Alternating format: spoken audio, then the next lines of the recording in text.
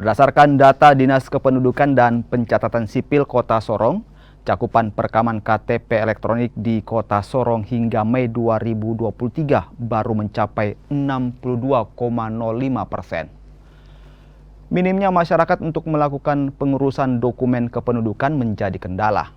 Mayoritas pelajar yang aktif mengurus iktp tercatat lebih dari 1.600 orang.